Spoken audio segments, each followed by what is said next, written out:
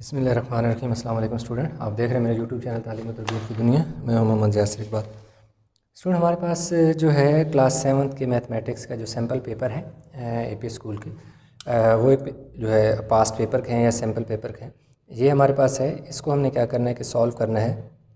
इस वाले लेक्चर में हम जो सेक्शन ए है उसको कंप्लीट करेंगे, जिसमें हमारे पास दो क्वेश्चन है। एक जो है मल्टीपल चॉइस क्वेश्चन है और जो दूसरा हमारे पास इसका क्वेश्चन है वो है थोड़ा छोटे छोटे क्वेश्चन है, उनको सोल्यूशन करना है। ये जो है हमारे पास सेक्शन 30 नंबर का है, जबकि ये वाला जो है 10 नंबर का है। तो टोटल हमारे पास 40 मार्क्स का जो है ये सेक्शन होगा। बाकी लॉन्ग क्वेश्चन का एक अलग लेक्चर मैं अपलोड करूँगा, क्योंकि वो वीडियो बहुत लंबी हो जाएगी।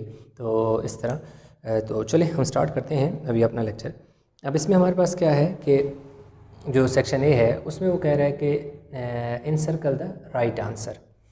अब हमारे पास जो है पहले जो है कह रहा है while multiplying an algebraic terms by other algebraic terms dash are multiplied. अब वो कह रहा है कि जब हमारे पास एक अलजेब्रिक एक्सप्रेशन है, ये एक टर्म है, जब आप उसको मल्टीप्लाई करते हैं तो क्या होता है, जैसे हमारे पास सपोज ये -14x अगर है और -1 और 7y, ये दो जो हैं, अगर इन दोनों को हम मल्टीप्लाई करें, ये तो वैसे पार्ट बी है, जस्ट आपको एग्जांपल दे रहा हूँ। कह रहे हैं इस तरह का जो एक्सप्रेशन है, या जैसे ये वाले 7xy और -2xy, इन दोनों को अगर हम मल्टीप्लाई करें तो हमारे पास क्या है कि क्या क्या होगा, यानी क्या सिर्फ साइन मल्टीप्लाई होंगे या सिर्फ कोफिशेंट मल्टीप्लाई। कोफिशेंट ये होता है, ये देखो 7 जो है कोफिशेंट है, -2 कोफिशेंट है, -14 कोफिशेंट है, 1/7 कोफिशेंट है। कह रहे हैं क्या सिर्फ कोफिशेंट मल्टीप्लाई होंगे, ओनली वेरिएबल, या सिर्फ वेरिएबल इसमें x है और इसमें वेरिएबल y है।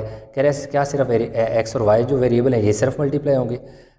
नो ओनली साइन, क्या सिर्फ साइन मल्टीप्लाई होंगे, जैसे इसके साथ कोई साइन, या इसके साथ जैसे माइनस है, माइनस सिर्फ क्या माइनस माइनस मल्टीप्लाई होंगे, ये नहीं होंगे। तीसरा वो कह रहा है कि साइन, कोफिशेंट एंड वेरिएबल्स। तो इसका ऑप्शन साइन, कोफिशेंट और वेरिएबल इसलिए करेक्ट है, उसकी रीज़न ये है कि जब हम इनको मल्टीप्लाई करेंगे तो हमारे पास जो है, अभी जैसे हम पार्ट 2 में करेंगे तो आपको खुद ही समझ आ जाएगा। तो चलें साथ हम पार्ट बी भी करते हैं। तो इसका तो ऑप्शन जी है, हम साइन भी मल्टीप्लाई करते हैं, कोफिशेंट और वेरिएबल। कोफिशेंट का मतलब क्या होता है, एक्सपोनेंट भी, सॉरी हाँ, कोफिशेंट का मतलब होता है जो स्टार्ट में नंबर होता है, और वेरिएबल्स साइन भी मल्टीप्लाई होते हैं, कोफिशेंट भी मल्टीप्लाई होते हैं और वेरिएबल्स भी मल्टीप्लाई होते हैं। अब जैसे हमारे पास ये वाला है -14xy और -1/7। अब इसको अगर हम मल्टीप्लाई करें तो देखें, जब माइनस को माइनस से मल्टीप्लाई करेंगे, यूँ लिखा हुआ है ना, -14, मैं साइड पे लिख लेता हूँ, -14x मल्टीप्लाई बाय -1/7y।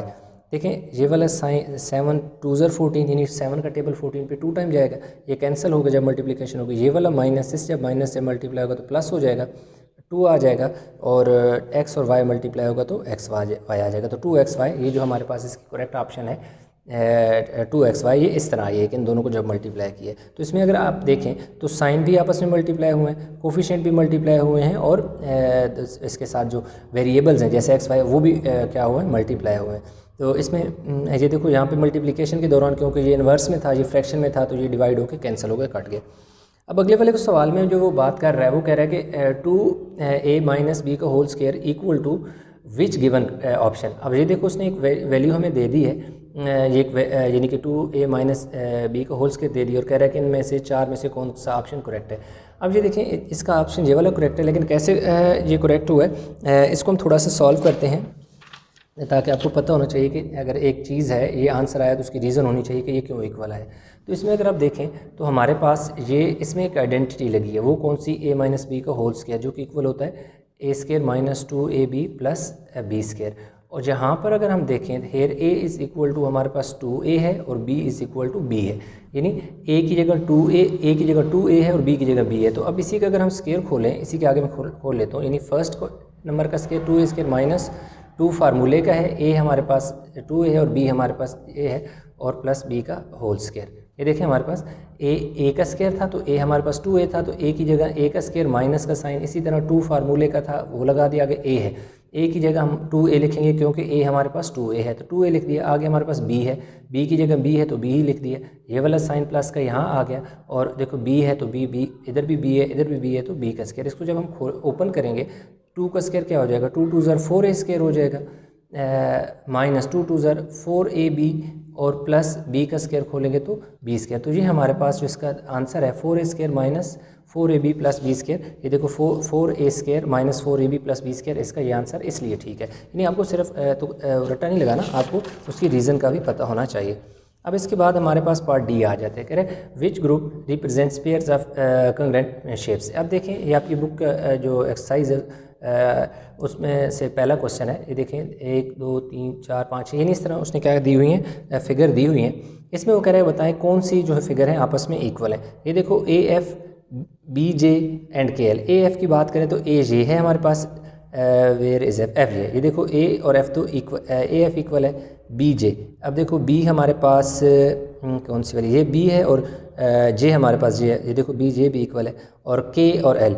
अब हमारे पास जो है के एल जे है और के जे, के और एल, ये देखो ये तो ऑप्शन इक्वल नहीं है, के एल इक्वल नहीं है। तो इसमें से देखो ये वाला ऑप्शन क्यों करेक्ट है, क्योंकि इसमें तीनों पेयर इक्वल है। देखो बी और जे, ये देखो मैंने साथ मैच कर दिया, ये इक्वल है। इसी तरह डी और जी इक्वल है, और के और एल आपस में इक्वल है। तो इस तरह ये वाला ऑप्शन इसका इसलिए करेक्ट है क्योंकि सेम शेप्स हैं जो कि एक दूसरे के साथ मैच कर रही हैं। तो ये वाला ऑप्शन है। ये वाले जो ऑप्शन है इनमें तमाम की तमाम जो 1 2 3 ये इसमें देखो ना, पहला पेयर, दूसरा पेयर, तीसरा पेयर, इनमें 2 पेयर तो पॉसिबल हैं कि इक्वल हो, लेकिन तीसरा पेयर पॉसिबल नहीं है कि इक्वल हो।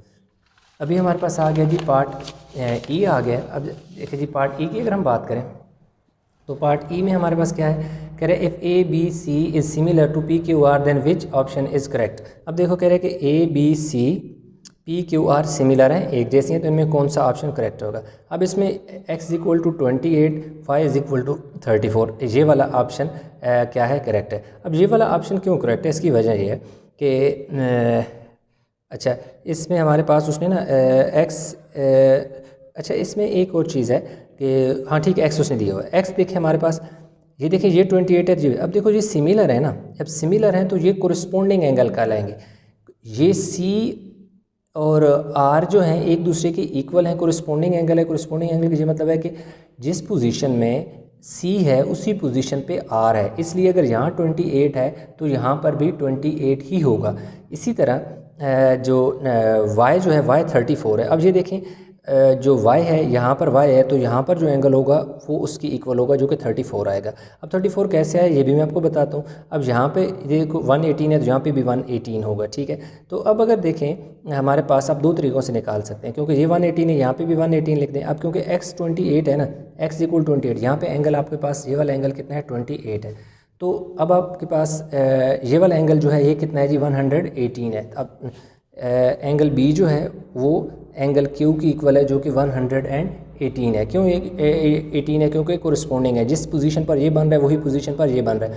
तो अब y को आप कैसे निकालोगे, सिंपल सी बात है, y को आपने ऐसे निकालना है कि y is equal to 180 minus 28 plus 118। अब क्योंकि ये भी एंगल 100 क्या होगा, 18 होगा। क्यों, ये वाला 118 है तो ये भी 118 हो। क्यों, क्योंकि A B C P Q R क्या है, सिमिलर है। तो अब देखें हमने क्या करना है, y इज़ इक्वल टू 180 में से हमने क्या करना है, क्योंकि 180 क्यों, 180 इसलिए क्योंकि ये interior angle of a triangle जो होते हैं, तीन जो ट्रायंगल के 3 अंदर वाले एंगल होते हैं उनका सम 180 होते हैं। तब इन दोनों को हम ऐड कर लेते हैं। एक जी हमारे पास एक साइड पर हमें इसको 8 और 8 16, 2 3 4 और 1, तो कितना आ गया जी 146। अब देखिए 180 में से जब आप 146 निकालते हैं तो क्या होता है, इधर कैरी लिया 7, इधर 10 में से 6 गया 4, 10 में से 7 में से 4 गया 3, तो y is equal to 34 degree आ गया। तो इसलिए ये वाला ऑप्शन इसलिए करेक्ट है, यानी आपको रीज़न का पता होना चाहिए। If 2 polygons are similar then, अब कह रहे हैं 2 पॉलीगॉन अगर सिमिलर है तो क्या होगा, all the corresponding sides are proportional, all the corresponding angles are proportional, all the corresponding sides are equal, both option 1 and 2। अब देखो इसमें ये वाला आंसर ठीक है। अब ये क्यों है आंसर ये वाला ठीक है, उसकी वजह ये है कि देखो all the corresponding sides are equal, यानी जितनी भी कोरिस्पोंडिंग साइड हैं वो भी इक्वल होंगे और जितने भी एंगल होंगे वो इक्वल होंगे। क्यों, अगर 2 पॉलीगॉन हैं और वो सिमिलर हैं तो उनके तमाम एंगल और तमाम साइड्स आपस में इक्वल होंगी, सारे एंगल और सारी साइड इक्वल होंगी तभी तो वो पॉलीगॉन आपस में क्या होंगी, इक्वल होंगी। तो all sides and all angle are equal, तो इसलिए बोथ ये वाला ऑप्शन भी ठीक है और ये वाला, तो इसलिए इसमें हमने ये वाले को करेक्ट किया कि भाई ये वाला और ये वाला दोनों ऑप्शन हमारे ठीक है। अब आप आ जाएँ जी पे, करें for the given two congruent figures which option is the best answer. अब हमारे पास ये देखें, ये दो सिमिलर जो हैं फिगर हैं, उसने सिमिलर फिगर दे दिए, कंग्रेंट फिगर मतलब एक जैसी हैं। अब उसमें कह रहे हैं ऑप्शन कौन सा ठीक है। अब देखिए हम पहले जो ये वाला ऑप्शन ठीक है, ये मैं इस पर बाद में आता हूँ, पहले ये समझाता हूँ कि ये क्यों इक्वल नहीं है।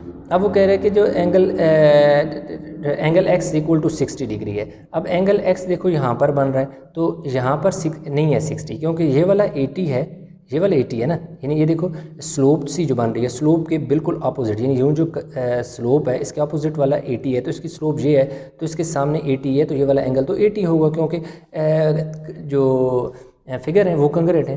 तो ये तो ऑप्शन इसलिए ठीक नहीं। करें डी सी 4 सेंटीमीटर है। अब देखें हमारे पास जो है जो ये डी सी हमारे पास क्या है, वो स्लोप में है, यानी कि स्लोप में है इसके, तो इधर ये स्लोप में ये वाली साइड है, तो डी सी असल में जेड वाई की इक्वल है, डी सी डब्ल्यू एक्स के इक्वल नहीं है। इसलिए अगर डब्ल्यू एक्स और ए बी इक्वल है, ए बी और डब्ल्यू एक्स इक्वल है, ये 4 है तो ये 4 होगा, ये वाला 4 नहीं हो सकता, इसलिए ये दोनों अननोन है, ये भी गलत है। अब एंगल सी 180 है, सॉरी 80 डिग्री है। अब एंगल सी जो है यहाँ 60 है, तो यहाँ पे भी 60 होगा, क्यों, ये देखिए स्लोप के साथ बन रहा है, नीचे बेस के साथ एंगल, तो इधर स्लोप और बेस के साथ, तो ये वाला एंगल इस एंगल के इक्वल होगा, तो ये वाला इसलिए ठीक नहीं हो सकता। और इसलिए ये वाला इसलिए ठीक है क्योंकि ये देखें हमारे पास ये वाली साइड जो है, ये वाली साइड है। अब ये वाली जो स्लोप के साथ जो ऊपर छोटी स्लोप, एक छोटी सी लाइन बन रही है, ये वाली ए जेड जो है और वाई डब्ल्यू, ये दोनों जो साइड है सिमिलर हैं, इसलिए जो ये डब्ल्यू जेड जो है वो 2 सेंटीमीटर जो है, ये वाला ऑप्शन करेक्ट है, क्योंकि ये वाली साइड इस साइड के इक्वल है, कोरिस्पोंडिंग साइड है। सिर्फ ये कि दो सेम ट्रायंगल थी, एक का मुंह उसने इधर कर दिया, दूसरे का मुंह उसने इधर कर दिया, यानी लंबी वाली साइड इसने इस साइड पर रखी, तो इधर इसने इस साइड रख दी, तो बस ये सिर्फ फ़र्क है। What is the area of parallelogram whose base and height are 14 centimetre and 8 centimetre. अब कह रहे हैं कि एरिया ऑफ पैरेललोग्राम। अब देखो एरिया ऑफ पैरेललोग्राम का फार्मूला क्या होता है, लेंथ मल्टीप्लाई बाय ब्रेड्थ या length multiply by height, length और विड्थ यानी कि लंबाई और चौड़ाई को मल्टीप्लाई करना है। तो देखो 14 को हमने 8 से मल्टीप्लाई करना है, तो 14 सेंटीमीटर को 8 सेंटीमीटर से मल्टीप्लाई करेंगे तो सेंटीमीटर स्क्वायर हो जाएगा। 8 4 ज़र 32, 2 लगा 3 कैरी, 8 1 ज़र 8, 8 + 3 कितने हो गए 11, तो 112 सेंटीमीटर स्क्वायर, तो इसलिए ये वाला ऑप्शन इसका करेक्ट है। अब इसमें देखें जी, कह रहे which options are correct about the pictograms. अब पिक्टोग्राम्स का मतलब होता है यानी कि जिसमें हम तस्वीर की हेल्प से कोई सोल्यूशन देते हैं या कोई इन्फॉर्मेशन को दूसरी जगह, एक बंदे से दूसरी बंदे तक पहुंचाते हैं, यानी इन्फॉर्मेशन को तस्वीरों की शक्ल में पेश करने को क्या कहते हैं, पिक्टोग्राम कहते हैं। इसलिए figure is use to represent a category, यानी फिगर इसलिए ये वाला ऑप्शन इसका करेक्ट है, क्योंकि फिगर यानी कि तस्वीरों या शेप्स की हेल्प से जो चीज़ हम क्या करते हैं इंफॉर्मेशन देते हैं उसको पिक्टोग्राम कहते हैं। अब हमारे पास इस पहले वाले क्वेश्चन का लास्ट जो है पार्ट है, दैट इज़ पार्ट जे। अब कह रहे हैं a pie chart is constructed by dividing a circle into different angles, random shapes, triangles. अब देखो एंगल्स भी ठीक हो सकता है, क्योंकि उसमें बहुत सारे एंगल्स हम बनाते हैं, लेकिन ज़रूरी नहीं है कि हमेशा एंगल्स ही हों। बाज़ औक़ात जस्ट एक इन्फॉर्मेशन जो होती है उसको डिफरेंट सेक्टर में डिवाइड कर दिया जाता है, तो sector is one of the best answer. तो सेक्टर हमारे पास इसका बेहतरीन आंसर था, इसका यही आंसर था, तो इसलिए हमारे पास पहला क्वेश्चन कंप्लीट हो गया। अब हमारे पास क्या जो है जो 30 मार्क्स का क्वेश्चन है वो क्वेश्चन जो 2 है उसको सॉल्व करेंगे। अब करें फाइंड प्रोडक्ट, दोनों को प्रोडक्ट फाइंड करना है। सिंपल देखो सॉल्व हुआ, मैं एक दफ़ा फिर भी लिख देता हूँ। -3/7 को मल्टीप्लाई करना है -21/15, इधर a है तो इधर क्या है b है। अब देखो कैंसिलेशन होगी, 7 1 ज़र 7, 7 3 ज़र 21। अब देखो 3 1 ज़र 3, 3 5 ज़र 15। अब देखो क्या होगा, ये वाला माइनस ये वाले माइनस से मल्टीप्लाई क्या हो गया प्लस, ऊपर 3 1 ज़र 3, नीचे 5 1, ये 1 है 5 1 ज़र 5, और ये वाला a और ये वाला b a b आ गया। तो इसमें हमारे पास 3/5 a b इसका आंसर आ गया। अब इसका दूसरा जो है हमारे पास क्वेश्चन, ये देखो नीचे एक बार फिर लिख दिया गया है 3 करें प्रोडक्ट एक्सपेंड, इसको एक्सपेंड करना है। अब देखो 3xy और आगे 5x² y² माइनस 4xy है, ठीक है। ये हमारे पास क्या है जी क्वेश्चन है। तो इसमें देखो हमने दोबारा इधर नीचे लिखा हुआ है। अब ये कैसे आया, ये 15 लिखा हुआ है, ठीक है। ये क्या है 15 है। जब 3 को 5 से मल्टीप्लाई किया, 3 5 15, ये वाला x और ये वाला x, इधर x की पावर क्या है 1 है, इधर x की पावर क्या है 2 है। जब भी आपस में वेरिएबल मल्टीप्लाई होते हैं तो उनकी पावरें ऐड हो जाती हैं, उनके एक्सपोनेंट ऐड हो जाते हैं। अब ये देखो x की पावर 1 है, ये x की पावर 2 है, तो x की पावर 1 + 2, x की पावर कितनी हो गई 3 हो गए। इसी तरह यहाँ y की पावर 1 है, यहाँ y की पावर 2 है, तो y की पावर 1 + 2 कितनी हो गई 3। ये देखो ये वाला माइनस का साइन इसी तरह आ गया। जब देखो 3 को मैंने 4 से मल्टीप्लाई किया तो 3 4 ज़र क्या हो गया 12। अब देखो x मेरे पास इसी तरह आ गया। अब देखो और y जो है वो मेरे पास देखो 2 आ गया, और z एच, ये 2 नहीं है, ये क्या है z है, क्योंकि ये देखो z लिखो। अब ये वाला कैसे हुआ, अब देखो इधर x है 4yz है, इधर x नहीं है, इसलिए x अकेला आ गया। 1 पावर थी 1 के साथ आ गया। इधर y है, इधर भी y है, इधर y की पावर 1 है, इधर y की पावर 1 है, तो y की पावर 1j और 1j y की पावर 2 हो गई। जैसे यहाँ 2 और था और एक 1 था तो इधर 3 हुआ था, इधर 1 है और इधर भी 1 है तो 2 हो गया। अब देखिए यहाँ पर z नहीं है, यहाँ पर z है, तो इसलिए z जो है वो एक बार आएगा z। तो हमारे पास इसका आंसर आ जाएगा 15x³ y³ - 12xy² z। अच्छा जी, अब हमारे पास ये जो है इसमें 3 क्वेश्चन है, हर क्वेश्चन के 2 मार्क्स हैं, और टोटल जो है कितना है जी 6 नंबर का जो है 6 मार्क्स क्वेश्चन। अब देखिए हमारे पास कह रहा है कि expand the given expression using suitable example. अब देखें ये हमारे पास क्वेश्चन लिखा हुआ है, इसमें देखें ये मैं दोबारा, वैसे तो मैं सॉल्व हुआ है लेकिन मैं साथ दोबारा लिख लेता हूँ आपकी आसानी के लिए, ताकि 3x - 5। जब ऐसी सूरत हाल होती है जब पहला नंबर पहले से मैच कर रहा हो, दूसरा नंबर दूसरे से मैच कर रहा हो, एक तरफ प्लस का साइन हो एक तरफ माइनस का साइन हो, तो वहाँ आइडेंटिटी बन जाती है a + b × a - b, जो कि इक्वल होता है a² - b² के। तो अब यहाँ पर अगर देखा जाए तो यहाँ पर हमारे पास हम लिख देते हैं कि हेयर यहाँ पर a जो है वो हमारे पास 3x है और b जो है वो हमारे पास 5 है। तो अब यहाँ पे हमारे पास a + b × a - b, a² - b², तो a² - b² का मतलब है कि देखो 3x का स्क्वायर आ गया -5 का स्क्वायर आ गया, तो 9x² - 25 इसका क्या आ गया आंसर आ गया।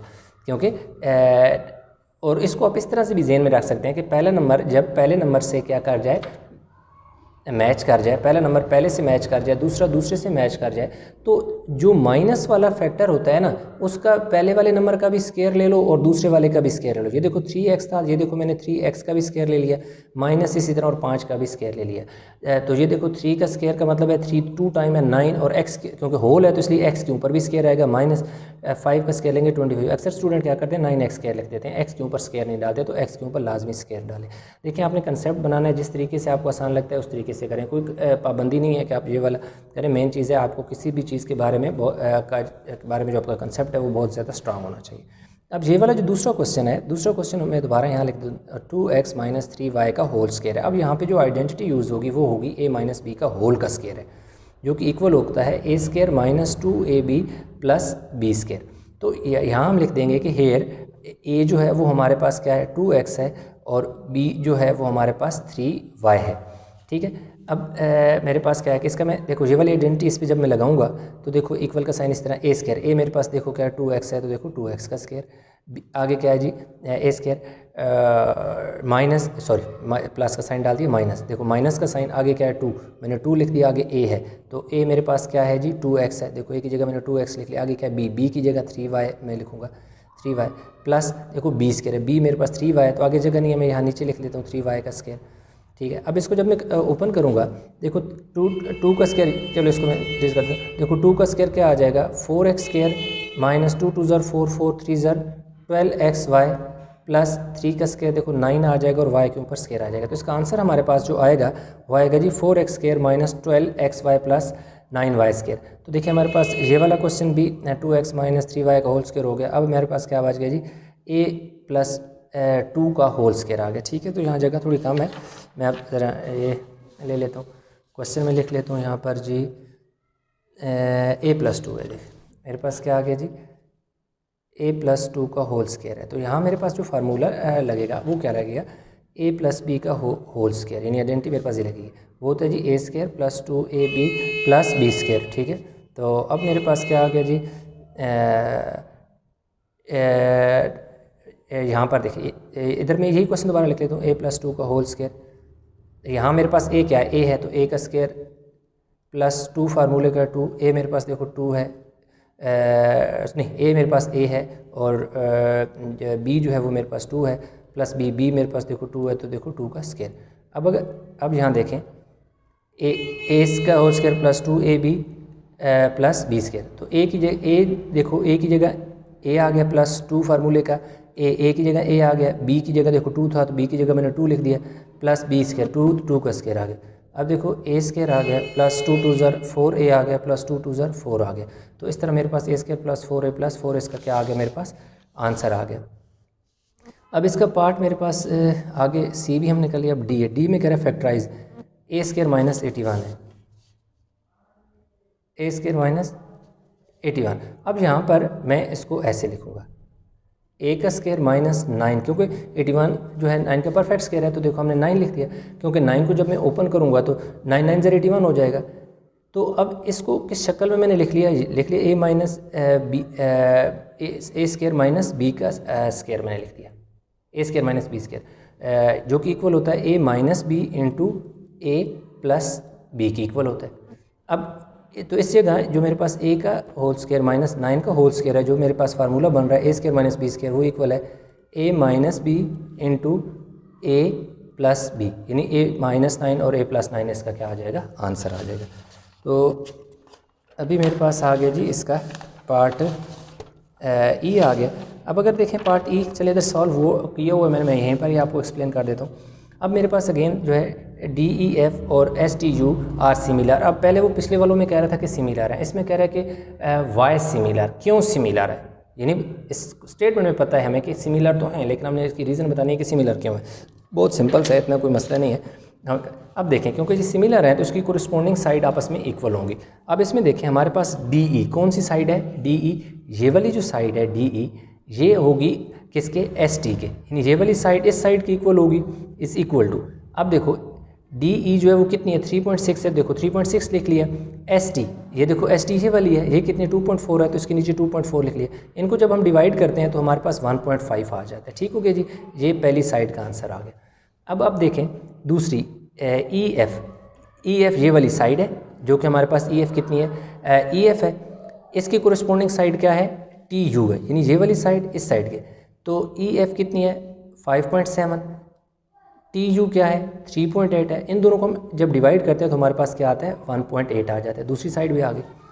अब हमने ये वाली तीसरी साइड चेक करनी है, डी एफ। देखिए डी एफ हो गया, इसकी कोरिस्पोंडिंग साइड कौन सी है, डी एफ है, तो डी एफ की जगह हमने क्या लिख लिया, डी एफ है, डी एफ और इसकी corresponding side S U, S U लिख लिया। देखो डी एफ जो है, डी एफ हमारे पास 5.4 है, ये देखो हमने 5.4 लिख लिया, 5.4, और नीचे हमारे पास क्या है 3.6, ये है 3.6। 5.4 को जब 3.6 भी डिवाइड करते हैं तो हमारे पास क्या आ जाता है 1.5 आ जाता है। तो ये देखें जब हम तीनों साइडों का आपस में कंपैरिजन किया तो तीनों साइडों में हमारे पास दो साइड इक्वल आ गई हैं। कौन सी साइड, 1.5 और 1.5। ये इनके साथ बेशक जूनियर भी साथ मेंशन करना चाहें तो बेशक लिख सकते हैं, नहीं तो आप वैल्यू के साथ आपका अलग है।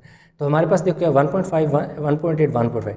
अब देखो दो साइड्स इक्वल आ गई हैं, इसलिए ये हमारे पास कौन सी साइड है, कौन सी है, एसएसलेस ट्राइंगल है, एसएसलेस ट्राइंगल है। यानी अब बेशक since two corresponding sides are equal so both triangles are isosceles triangle, that is why these are similar. उसने कहा था कि वाई सिमिलर, हमने उससे बता दिया कि ये इसलिए सिमिलर है क्योंकि ये दोनों एसएसलेस ट्राइंगल। एसएसलेस ट्राइंगल कौन सी होती हैं, जिनकी दो साइड्स इक्वल आ जाए उन्हें एसएसलेस ट्राइंगल कहते हैं।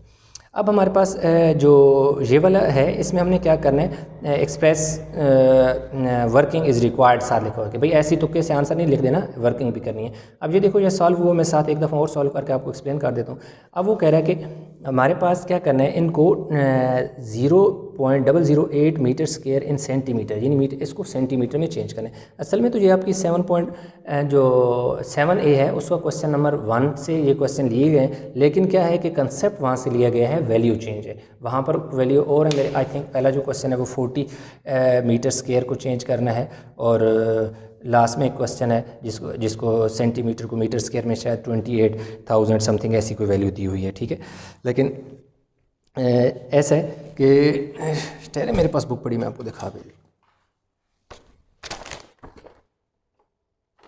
ये देखें आपकी, ये हमारे पास जो आपकी बुक है इसमें से ये क्वेश्चन लिए गए, यानी ये देखो पहले वाला जो क्वेश्चन है यहाँ 40 centimetre metre square in centimetre, तो इसमें देखो उसने 40 की जगह 0.08 दे दिया, और ये जो लास्ट वाला क्वेश्चन है 28 सेंटीमीटर को मीटर में चेंज करना है, तो ये वाला क्वेश्चन है किधर गया जी, सेंटीमीटर स्क्वायर को मीटर में चेंज करना है। ठीक है, तो चलिए हम साथ जो है इस क्वेश्चन को साइड पे सॉल्व करते हैं। अब देखो हमारे पास क्या है जी, 0.008 मीटर स्क्वायर है ना, मीटर, इसको सेंटीमीटर में चेंज करना है। इसका पॉइंट एक तो आप क्या करें, पॉइंट ख़त्म करें। जब पॉइंट ख़त्म करते हैं तो पॉइंट की जगह 1 आगे 1 2 3 डिजिट हैं, तो इसके साथ 3 जीरो। अब ऊपर 8 बच गया, नीचे आपके पास 1 के साथ कितने जीरो आ गए, 3 जीरो आ गए।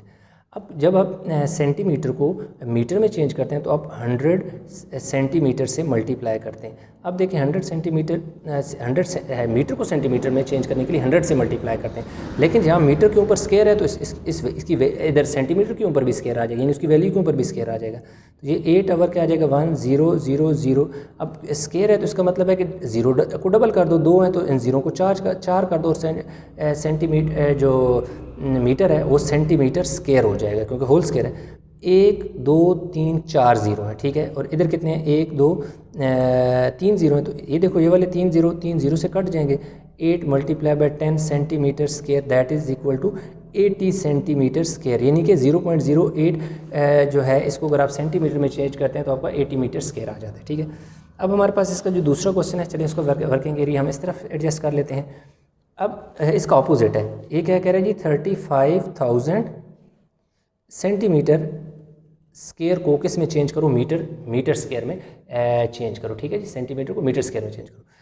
इसमें देखें मीटर को सेंटीमीटर स्क्वायर में चेंज करना था, इधर सेंटीमीटर स्क्वायर को मीटर में चेंज करना है, एक दूसरे के ऑपोजिट हैं। तो सिंपल सी बात है, इधर अगर आपने मल्टीप्लाई किया है, यहाँ पर आपने क्या किया, इधर देखें इधर आपने मल्टीप्लाई की है ना, तो अब ये क्वेश्चन एक दूसरे का अपोजिट है, जहाँ मल्टीप्लाई किया वहाँ आप डिवाइड करेंगे, बस ये फ़र्क है। मल्टीप्लिकेशन की जगह डिवीजन करेंगे। 35,000 इसी तरह लिख दें, मल्टीप्लाई बाय 1 डिवाइड बाय 100। इधर देखें, इधर सेंटीमीटर को मल्टीप्लाई किया ना, इधर देखें क्या किया, इसे मीटर में चेंज करना है इसलिए डिवाइड किया। इधर देखो स्क्वायर था तो स्क्वायर लिया, इधर भी स्क्वायर ले लेंगे, इधर देखो होल स्क्वायर ले लें। ये आपके पास आ गया जी 35,000 मल्टीप्लाई बाय 1 ओवर 100 का स्क्वायर है, तो कितने जीरो आ जाएंगे, 4 जीरो आ जाएंगे, और 7 मीटर स्क्वायर आ जाएगा। ये देखें ये वाले 3 जीरो को इन 3 जीरो से जब आप कैंसिल कर देते हैं तो ऊपर आपके पास बनता है 35, नीचे बचता है 10। ये देखो 10 बच गए ना, 35 1 35 10 इसी तरह, और मीटर स्क्वायर। तो देखो 35 को जब आप 10 पे डिवाइड करते हो तो 3.5 मीटर स्क्वायर आ जाता है। तो इस तरह इसका भी आंसर आ गया। अब हमारे पास आता है जी, find the area of a circle having radius 21 centimetre. अब देखें हमारे पास क्या है कि ये देखें एक सर्कल है, यूँ एक सर्कल है, उसका ये रेडियस है, कितना रेडियस है जी, 21 सेंटीमीटर है। तो कह रहे हैं उसका क्या फाइंड करें, एरिया। तो एरिया ऑफ सर्कल का फार्मूला होता है area of CIRCL circle is equal to pi r square. ठीक है जी, पाई आर स्क्वायर होता है। अब देखें इक्वल का साइन मैं इसी तरह लिख देता हूँ, पाई की जगह देखो उसने हमें खुद वैल्यू दी है 22/7, देखो 22/7 लिख दिया। आर देखो हमारे पास रेडियस होता है, R 21 है, तो देखो 21 सेंटीमीटर का स्क्वायर। ये देखें जी 22/7, थोड़ा सा मैंने इधर लिख लिया ताकि मुझे आगे जगह मिल जाए। एक आगे 21 सेंटीमीटर स्क्वायर है, मतलब 21 को 2 दफ़ा लिख लो और 7 सेंटीमीटर के ऊपर स्क्वायर डाल दो, 7 3 21। तो अब आपके पास देखो क्या पीछे बच जाता है, मैं इधर आगे लिख लेता हूँ 22 3 21 सेंटीमीटर स्क्वायर। जब इन सारों को मल्टीप्लाई करता हूँ तो ये ऊपर मैंने आंसर लिखा हुआ है 1386। चाहे तो मैं दोबारा इधर भी लिख लेता हूँ, this implies that 1386 centimetre square. तो इस तरह मेरे पास जो है इसका आंसर जो है वो सेंटीमीटर स्क्वायर में आ गया। चलिए जी, अभी हमारे पास इसके एक दो क्वेश्चन और रह गए। अच्छा, ये वाला जो मेरे पास क्वेश्चन इसका H है, इसमें वो एरिया ऑफ ट्रेपेजियम की बात करता है, आपका चैप्टर 7 के में से ही लिया गया है ये क्वेश्चन। तो अब एक सेकंड में आपको बुक से दिखा भी देता हूँ कि मेरे ये क्वेश्चन कहाँ से लिया गया, ताकि आपको पता चले कि मैं आपकी आसानी के लिए ये 7B से आई थिंक लिया गया। ये देखें इस तरह का कह रहे हैं, ये वाला क्वेश्चन है, ये देखें ये क्वेश्चन लिया गया जस्ट इसमें और इसमें। देखो मैं आपको फ़र्क थोड़ा सा बता देता हूँ। अब देखो बिल्कुल उसी तरह ही है, देखो TS है, इधर भी देखो TS है, PQ है, इधर भी देखो PQ है, R है। अब इसमें देखो इधर उसने कितना दिया है 15 दिया हुआ है, इधर जस्ट कितना दिया हुआ है 13, यानी बुक में 13 था तो उसने इधर 15 कर दिया। इधर देखो 10 था तो इस जगह उसने कितना कर दिया 12 कर दिया, ठीक है, आई थिंक हाँ 12 है। ये देखो ये वाली साइड हमने मालूम करनी थी जबकि उसने ये वाली साइड हमें 17 मीटर दे दी। इधर ये वाली इस क्वेश्चन में ये वाली साइड हमें क्या है गिवन है, इधर हमें जो है उसने नहीं दी हुई जो हमने फाइंड करनी है, ठीक है जी। ये सिर्फ क्वेश्चन आपको बताने का मकसद था ताकि आप अच्छा। अब इसमें हमारे पास जो है ना एरिया ऑफ जो ट्रेपीजियम होता है ना उसका हम लगाएंगे जी फार्मूला। ये क्वेश्चन हुआ है लेकिन मैं दोबारा लिख देता हूँ यहाँ पे, एरिया ऑफ ट्रेपीजियम का मैं फार्मूला लिख देता हूँ, यहाँ पर सॉल्व कर लेते हैं क्वेश्चन। एरिया ऑफ ट्रेपीजियम वो इक्वल होता है 1/2 height multiply by sum of parallel side. इन दो साइडें होती हैं ना, एक को मैंने S1 कह दिया और दूसरे को मैंने S2 कह दिया, तो एरिया इज इक्वल टू 1/2। इसी तरह अब देखें हाइट, ये देखें अब आपके पास हाइट ये वाली है, ये जो है ना 14 सेंटीमीटर, ये वाली आपकी क्या है हाइट है। ये वाली हाइट नहीं है, ये तो स्लोप है ना, हाइट तो बिल्कुल दीवार की तरह होती है जिस तरह आपके घर की दीवार है, ये है देखो, तो ये 14 है। तो ये देखो इसमें मैं क्या लिख दूँगा, H की जगह 14 सेंटीमीटर और उसके साथ मेरे पास S1, ठीक है जी।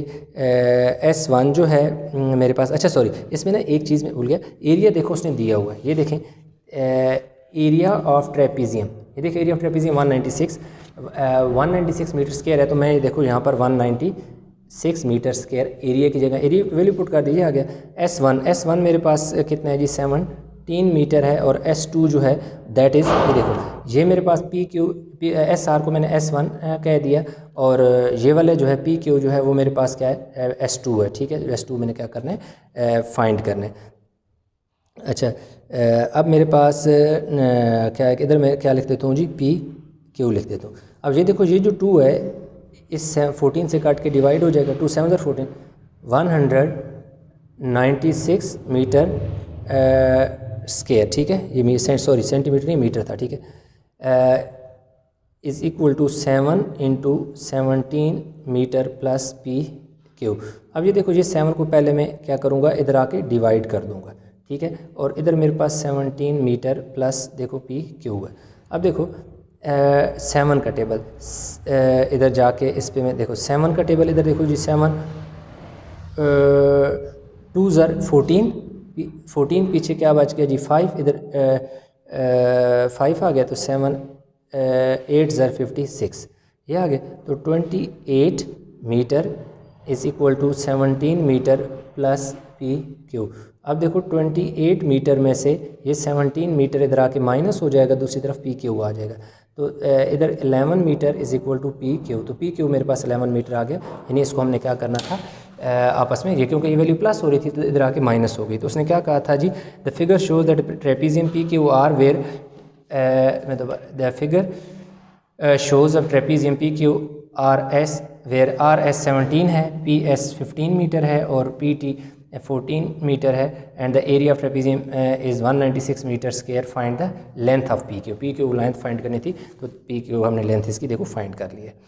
तो अभी हमारे पास जो इसको एक्सरसाइज का लास्ट क्वेश्चन है दैट इज़ 15, ये आपके बुक के चैप्टर 8 में से क्वेश्चन लिया गया है। अब क्वेश्चन 8 में से लिया गया है, इसको बनाना है ग्राफ, ठीक है जी। अब क्योंकि ग्राफ बनाने में काफ़ी देर लगती थी तो मैंने पहले से ग्राफ बना लिया, कैसे बनाया वो मैं आपको यहाँ पे एक्सप्लेन कर देता हूँ, लेकिन साथ साथ देखें उसने क्या किया हुआ है कि भाई एक टेबल है उसमें नंबर ऑफ़ देखो डेज़ हैं, नंबर ऑफ़ स्टूडेंट हैं, टोटल जो स्टूडेंट हैं वो कितने हैं, कह रहा है 42 हैं, ठीक हो गया जी। कह रहा है कि जी number of students present in a class में, देखो मंडे को तमाम के तमाम स्टूडेंट आए, यानी परसेंटेज आपकी 100% स्टूडेंट आए हैं।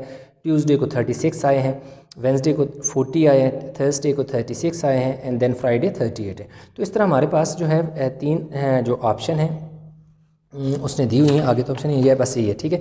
इनको हमने क्या करना है सॉल्व करना है। कह रहे हैं using data from the table draw a bar graph as shown. अब देखो बार ग्राफ मैं आपको बाद में समझा देता हूँ, पहले ये छोटी सा ऑप्शन बता दूँ फिर एक ही दफ़ा नोटबुक पे मैं आपको समझाता हूँ। On which day were all student present in a school, कह रहे हैं किस दिन सारे बच्चे आए हुए थे। देखो टोटल कितने हैं 42 हैं, तो 42 तो सिर्फ देखो ये इसमें कहीं 42 नज़र नहीं आ रहा सिवाय यहाँ छोड़ के मंडे को, तो ये देखो क्या है मंडे आगे लिख दिया मंडे कि ये मंडे को कितने 42 आए। अब देखो find the percentage of absent absentees on Friday. अब देखो एब्सेंटीज़ ऑन फ्राइडे, अब फ्राइडे वाले दिन जो है कितने स्टूडेंट जो है एब्सेंटीज़, अच्छा ये वाला ऐसे नहीं था, ये एब्सेंटीज़ उसको पूछे नंबर ऑफ। अब देखो एब्सेंटीज़ हम क्या करें, ये वाला भी थोड़ा सा हम इस पेपर पे कर लेते हैं क्वेश्चन।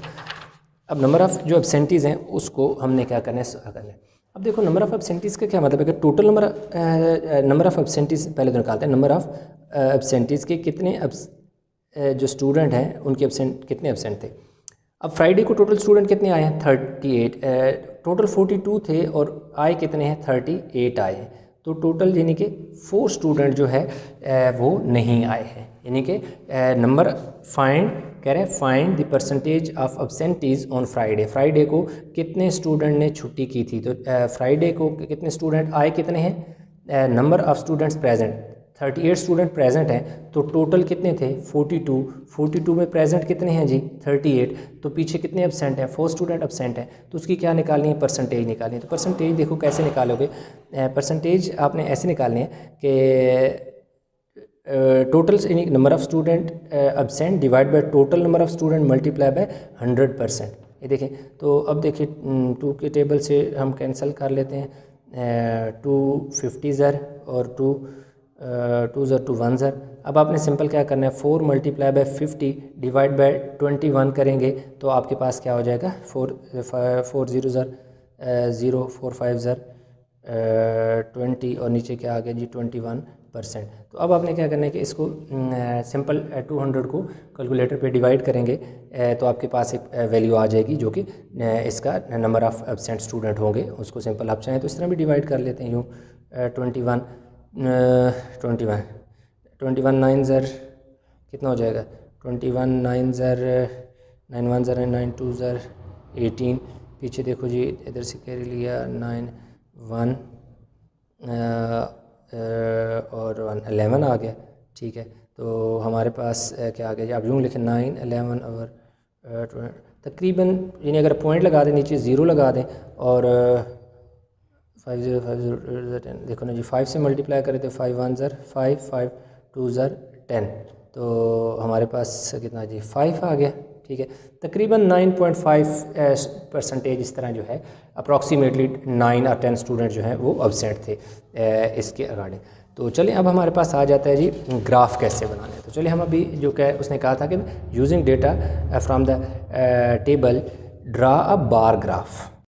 अच्छा, तो स्टूडेंट जी हमारे पास आ गए जी ग्राफ जो मैंने पहले से ड्रा किया हुआ है, इसको मैं आपको एक्सप्लेन कर देता हूँ।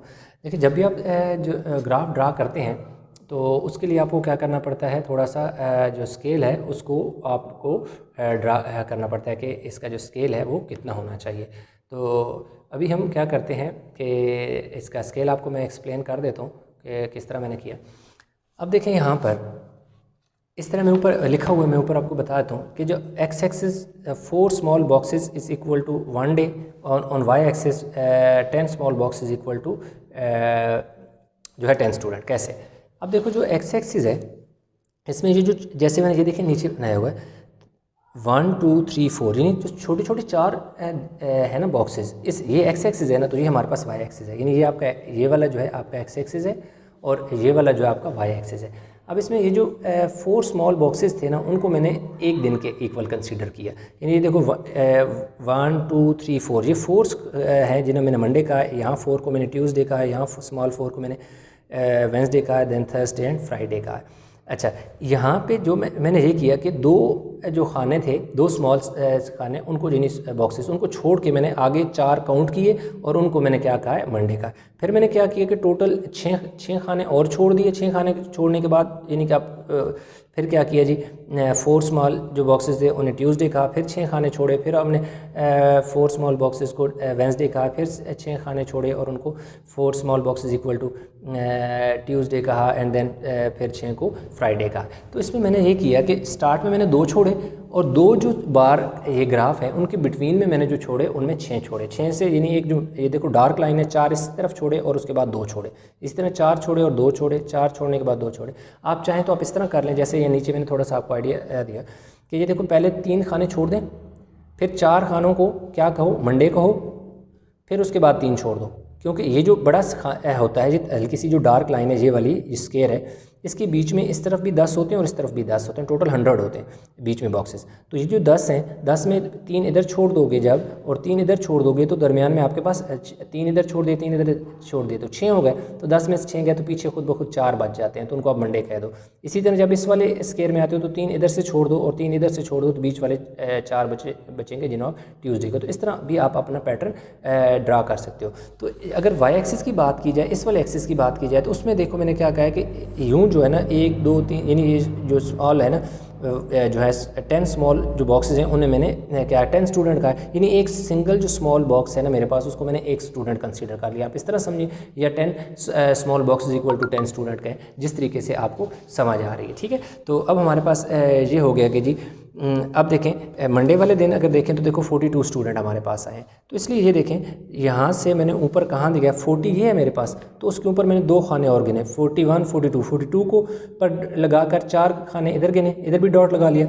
इस वाले डॉट को इस नीचे वाले डॉट से मैं किए, इस वाले डॉट को इस डॉट से लाइन ड्रा करके बीच में मैंने क्या कर दिया कलर कर दिया, इसको शेड कर दिया।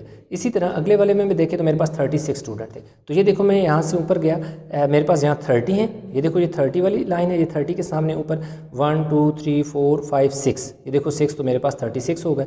तो इसी 36 पे मैंने ऊपर एक डॉट लगाया, फिर 4 काउंट इधर किए, इस इधर एक डॉट लगाया, तो इसी के बिल्कुल नीचे मेरे पास एक डॉट था उससे मैच कर दिया, इस वाले को इधर बिल्कुल नीचे था उससे मैच करके डॉट क्या कर दिया, इसे शेड कर दिया। अब इससे आगे देखें तो मेरे पास क्या है 40 है, जब 40 है तो मैंने वेंसडे को तो 40 पे मैंने देखो ये वाला 40 यहाँ लिखा हुआ, बिल्कुल 40 के सामने मैंने आके एक डॉट लगाया, 2 खाने छोड़ के, फिर इस तरह 4 खाने काउंट किए 40 पे लगाया, तो बिल्कुल इस वाले डॉट को इस डॉट से मैच कर दिया। क्योंकि जब मैंने यहाँ पे डॉट लगा लिया था 4 पे इधर भी डॉट लगा लेते, ऊपर भी 2 डॉट लग गए, उन दोनों को ज्वाइन करके ड्रा कर लिया। इस तरह जहाँ ये 36 बना ये भी 36 है, तो ये बिल्कुल सेम तरीके से बनेंगे क्योंकि ये भी 36 है। फिर लास्ट में मेरे पास 38 बन जाता है। 38 में ये देखो यहाँ पे मैंने डॉट 2 डॉट मेरे लगे हुए थे 1 2 3 4 यानी 4 खाने थे, स्मॉल बॉक्सेस थे।